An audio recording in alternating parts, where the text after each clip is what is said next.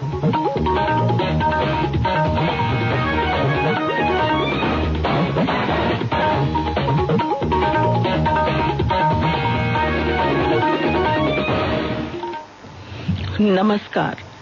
प्रादेशिक समाचार के साथ मैं पूनम करकेट्टा। पहले मुख्य समाचार। प्रधानमंत्री नरेंद्र मोदी आज शाम 4 बजे राष्ट्र को करेंगे संबोधित। कल से शुरू हो रहे अनलॉक के दूसरे चरण के लिए केंद्र सरकार ने जारी किए दिशा निर्देश। संक्रमण क्षेत्र से बाहर इलाकों में और अधिक छूट की अनुमति। केंद्र सरकार ने टिकटॉक समेत 59 मोबाइल ऐप पर लगाया प्रतिबंध। इसे राष्ट्रीय सुरक्षा के लिए बताया गया खतरा। और राज्य को मिली राष्ट्रीय महिला हॉकी प्रतियोगिता की मेजबानी। आयोजन को लेकर तैयारियां शुरू। और अब समाचार विस्तार से। प्रधानमंत्री नरेंद्र मोदी आज शाम 4 बजे राष्ट्र को संबोधित करेंगे। प्रधानमंत्री कार्यालय ने अनलॉक 2 के दिशा निर्देशों के बारे में गृह मंत्रालय की घोषणा के बाद ट्वीट में यह जानकारी दी। कोविड-19 महामारी के बाद से राष्ट्र के नाम प्रधानमंत्री का यह छठा संबोधन होगा।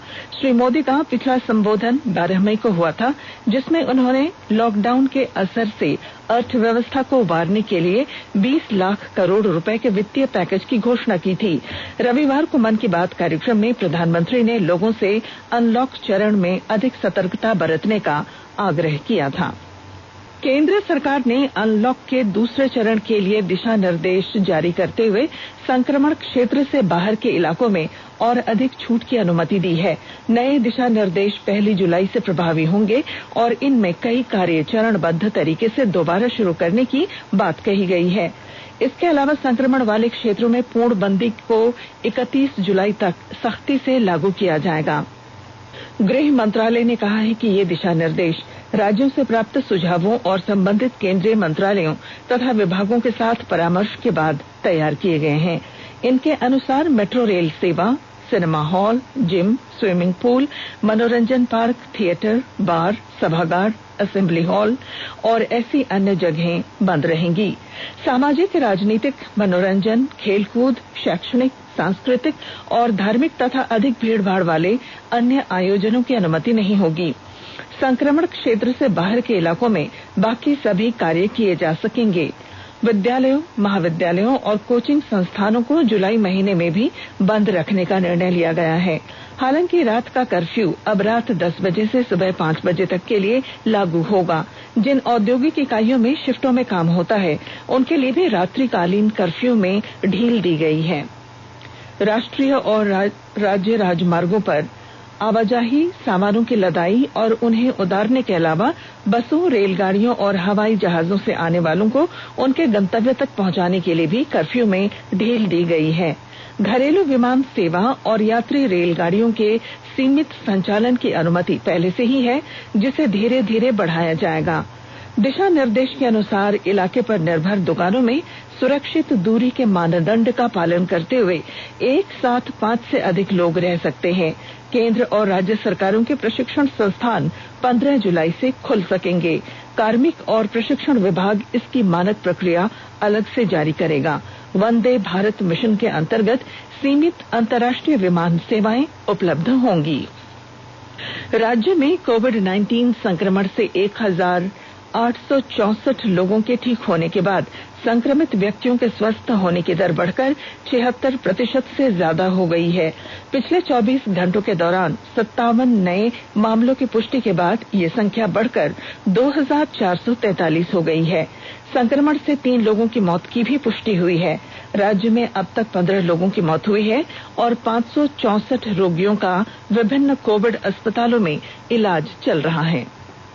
झारखंड में 18 से 25 जून के बीच आयोजित 5 दिवसीय लंबे चिकित्सा स्वास्थ्य सर्वेक्षण के दौरान 40 से अधिक आयु वर्ग के करीब 55,215 लोगों की पहचान की गई है, जिनका स्वास्थ्य विभाग द्वारा कोविड-19 का परीक्षण अनिवार्य रूप से करवाया जाएगा। इन सभी लोगों में श्वसन संबंधी समस्याओं का पता चला है। प्रधान स्वास्थ्य सचिव डॉक्टर नितिन मदन कुलकर्णी ने सभी जिले के उपायुक्तों को उन चिन्हित लोगों पर कोविड-19 का परीक्षण करने का निर्देश दिया है। कोरोना और अन्य प्रचलित बीमारियों के लक्षणों की पहचान करने के लिए 40 वर्ष से अधिक आयु के 93 लाख से ज्यादा लोगों को मेडिकल स्क्रीनिंग के लिए सर्वेक्षण के दौरान चिन्हित किया गया था। स्वास्थ्य सर्वेक्षण में श्वसन समस्याओं के लिए 3,39,573 लोगों की जांच की गई। वहीं लगभग 3,50,882 लोगों की पहचान टीबी, मधुमेह, रक्तचाप, कुष्ठ और अन्य बीएमआई से संबंधित सूचकांक के लिए की गई। आकाशवाणी समाचार के लिए मैं रांची से शिल्पी। देश में 3,21,723 कोविड रोगी उपचार के बाद स्वस्थ हो गए हैं। पिछले 24 घंटे में 12,010 रोगी ठीक हुए हैं और अब स्वस्थ होने की दर 58.67% हो गई है। स्वास्थ्य और परिवार कल्याण मंत्रालय के अधिकारी ने बताया कि पिछले 24 घंटे में 19,459 लोगों में कोविड की पुष्टि हुई है। अब देश में कोविड मरीजों की कुल संख्या 5,48,318 हो गई है। एक दिन में 380 लोगों की मृत्यु के साथ मृतकों की कुल संख्या 16,475 हो गई है। इस समय देश में 2,10,120 मरीजों का इलाज चल रहा है। स्वास्थ्य और परिवार कल्याण मंत्रालय ने लोगों को सलाह दी है कि वे नोवेल कोरोना वायरस से अपने को सुरक्षित रखने के लिए सभी बुनियादी एहतियाती उपायों का पालन करें और सामाजिक दूरी बनाए रखें। सरकार ने कहा है कि आवश्यक वस्तुओं की पर्याप्त आपूर्ति जारी है और लोगों को चिंता करने की कोई जरूरत नहीं है। लोगों को सलाह दी जाती है कि वे आवश्यक वस्तुओं और चिकित्सा सामानों की खरीदारी करते समय धैर्य रखें और शांत रहें। आवश्यक वस्तुओं को खरीदने के लिए बार बार बाहर निकलने से बचें। साथ ही लोगों से हाथ मिलाने और गले लगने से भी बचना चाहिए। बाजार, मेडिकल स्टोर और अस्पतालों में लोग कम से कम 1 मीटर की दूरी बनाए रखें। घर पर गैर जरूरी सामाजिक समारोह से बचा जाना चाहिए और घर पर मेहमानों को नहीं बुलाना चाहिए। लोगों को अपनी आंख, नाक और मुंह छूने से बचना चाहिए और लगातार हाथ साफ करते रहना चाहिए। हाथ को दोनों तरफ से कम 20 सेकंड तक रगड़कर धोना चाहिए। यदि कोई व्यक्ति खांसी या बुखार से पीड़ित है तो वह दूसरों के संपर्क में आने से बचे और डॉक्टर से तुरंत परामर्श ले।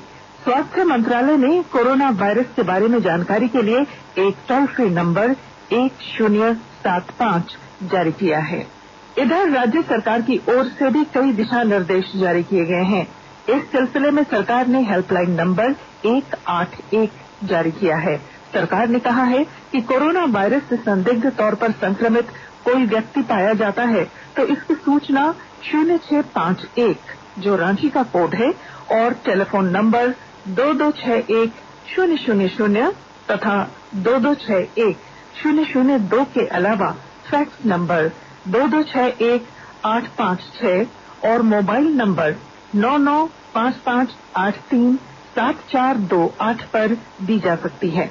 आकाशवाणी रांची भी आपसे अपील करता है कि कोविड-19 के संक्रमण से बचने और अन्य लोगों को सुरक्षित रखने के लिए कृपया घर पर ही रहें और सरकारी दिशा निर्देशों का पालन करें। तत्काल कोटा में रेलवे टिकटों की बुकिंग शुरू हो गई है। इसके तहत सभी स्पेशल ट्रेनों के लिए बुकिंग की जा रही है। जो भी यात्री तत्काल कोटा के तहत टिकट बुक करना चाहते हैं उन्हें एसी कोच के लिए सुबह 10 बजे से और स्लीपर कोच के लिए सुबह 11 बजे से टिकट की बुकिंग करनी होगी। ये टिकट IRCTC की वेबसाइट या फिर मोबाइल ऐप के जरिए बुक किए जा सकते हैं। आकाशवाणी के ताजा तरीन समाचारों के लिए आप हमारी वेबसाइट newsonair.com पर लॉग ऑन कर सकते हैं। ताजा समाचार ट्विटर @AIR न्यूज अलर्ट्स और Facebook page all India radio news पर भी उपलब्ध हैं। आप प्रादेशिक समाचार एकांश के ट्विटर अकाउंट @AIR News_Ranchi और Facebook page AIR news Ranchi के अलावा YouTube channel regional news unit Ranchi पर भी हमारे बुलेटिन सुन सकते हैं। प्रादेशिक समाचार आप आकाशवाणी रांची से सुन रहे हैं। केंद्र सरकार ने टिकटॉक, शेयरइट और वीचैट सहित 59 मोबाइल ऐप को देश की संप्रभुता, अखंडता और सुरक्षा के लिए खतरा बताते हुए उन पर प्रतिबंध लगा दिया है। इनमें अधिकतर चीनी मोबाइल ऐप हैं। इलेक्ट्रॉनिकी और सूचना प्रौद्योगिकी मंत्रालय ने विज्ञप्ति में कहा कि इन ऐप से संचालित गतिविधियां देश की संप्रभुता, अखंडता और सुरक्षा के लिए खतरा साबित हो सकती हैं। मंत्रालय से कल जारी बयान में कहा गया है कि एंड्रॉयड और iOS प्लेटफॉर्म पर उपलब्ध कुछ मोबाइल ऐप के दुरुपयोग के बारे में रिपोर्ट मिली है। रिपोर्ट में कहा गया है कि ये ऐप उपयोगकर्ता के डेटा चुराकर उन्हें गोपनीय ढंग से भारत के बाहर स्थित सर्वर को भेजते हैं। गृह मंत्रालय के साइबर अपराध समन्वय केंद्र ने इन मोबाइल ऐप पर प्रतिबंध लगाने की सिफारिश की है। मंत्रालय को डेटा सुरक्षा को लेकर नागरिकों से भी शिकायत मिली है। लोगों ने कंप्यूटर आपात कार्रवाई टीम को भी इस बारे में अपनी चिंता से अवगत कराया है। लोगों ने देश की संप्रभुता के अलावा नागरिकों से संबंधित निजी जानकारी के लिए खतरा बने इन ऐप के खिलाफ कड़ी कार्रवाई की मांग की है। सरकार ने इन शिकायतों और हाल में मिली विश्वसनीय जानकारी के आधार पर कुछ मोबाइल एप्लीकेशन पर पाबंदी लगाने का फैसला किया। मुख्यमंत्री हेमंत सोरेन ने झारखंड लोक सेवा आयोग द्वारा आयोजित छठी संयुक्त सिविल सेवा परीक्षा 2016 में सफल अभ्यर्थियों की नियुक्ति की अनुशंसा की मंजूरी प्रदान कर दी है। इसके साथ ही इन नए अधिकारियों की नियुक्ति का मार्ग प्रशस्त हो गया है। छठी सिविल सेवा परीक्षा में कुल 326 पदों के लिए अभ्यर्थियों की अनुशंसा की गई है। इनमें झारखंड प्रशासनिक सेवा के 143, पुलिस सेवा के 6, वित्त सेवा के 104, शिक्षा सेवा के 36, सहकारिता सेवा के 9, योजना सेवा के 18, सामाजिक सुरक्षा सेवा के 3 और सूचना सेवा के 7 पदों के लिए सिफारिश की गई है। ब्रिटिश शासन के खिलाफ संथाल जननायकों के विद्रोह के प्रतीक हुल दिवस की 166वीं वर्षगांठ पर आज साहिबगंज जिले के भोगनाडीह में कार्यक्रम आयोजित नहीं किए जा पा रहे हैं। कोरोना के बढ़ते प्रसार को देखते हुए राज्य सरकार ने इस खास दिन को सादगी से मनाने का निर्णय लिया है। राज्यपाल द्रौपदी मुर्मू, मुख्यमंत्री हेमंत सोरेन, विधानसभा अध्यक्ष रविंद्रनाथ महतो सहित राज्य के मंत्रियों ने राज्यवासियों को हुल दिवस की बधाई दी। रांची में पत्रकारों से बातचीत में मुख्यमंत्री हेमंत सोरेन ने कहा कि आज का दिन अमर शहीदों को याद करने का है। सिर्फ झारखंड ही नहीं, कई राज्यों से लोग यहाँ आते भी हैं और इस बार जिस तरीके से संक्रमण को ध्यान में रखकर कई चीजों पर पाबंदियां हैं, लेकिन मैं उम्मीद करता हूं कि अगले साल से फिर से ये कार्यक्रम आयोजित हो, इसका इंतजार सबको रहेगा।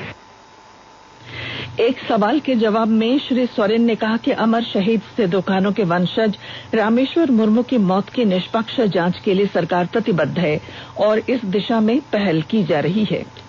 बहुत बड़े बड़े बुद्धिजीवी, बड़े बड़े जानकार भी लोग वहां अपने अपने स्तर पर लोगों ने जांच की है। कई लोग इस विषय को दूसरी तरफ मोड़ देने की भी तैयारी कर रहे हैं। सिद्धू कानू वंशज की हत्या हुई है या कोई और वजह है उनकी मौत का, ये जांच का विषय है और जांच को लेकर के भी कई बातें आ रही हैं, आने दीजिए। लातेहार जिले में अयोग्य राशन कार्डधारियों के खिलाफ कार्रवाई शुरू कर दी गई है। इस सिलसिले में एक टीम का गठन किया गया है। पेश है हमारे संवाददाता की रिपोर्ट।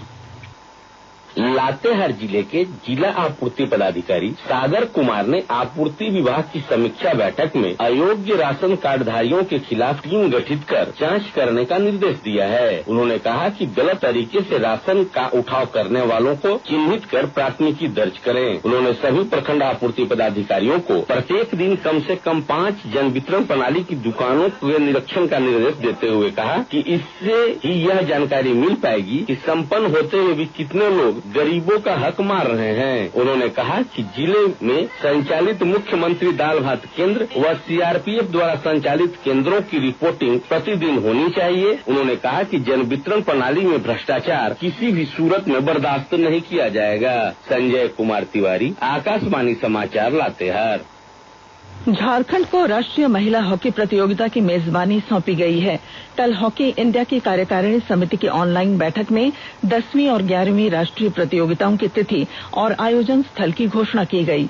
कार्यक्रम के अनुसार इस वर्ष 24 दिसंबर से अगले वर्ष 3 जनवरी तक सिमडेगा में 10वीं जूनियर महिला हॉकी चैंपियनशिप का आयोजन होगा, जबकि अगले वर्ष 17 से 18 फरवरी तक 11वीं जूनियर महिला हॉकी चैंपियनशिप और 17 से 28 मार्च तक 11वीं सब जूनियर महिला हॉकी चैंपियनशिप का आयोजन रांची में होगा।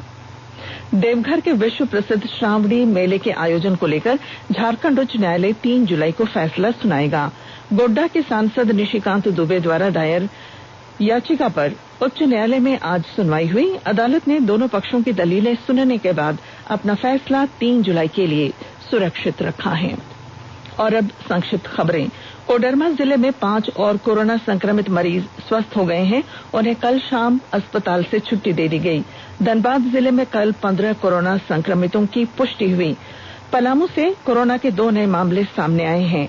राज्य में अब निजी प्रयोगशालाओं में मात्र 2400 रुपए में कोरोना की जांच होगी। और गिरिडीह जिले में पुलिस ने छापेमारी कर एक बंद पड़ी फैक्ट्री से भारी मात्रा में विदेशी बियर बरामद की है। और बुलेटिन के आखिर में मुख्य समाचार। प्रधानमंत्री नरेंद्र मोदी आज शाम 4 बजे राष्ट्र को करेंगे संबोधित। कल से शुरू हो रहे अनलॉक के दूसरे चरण के लिए केंद्र सरकार ने जारी किए दिशा निर्देश। संक्रमण क्षेत्र से बाहर इलाकों में और अधिक छूट की अनुमति।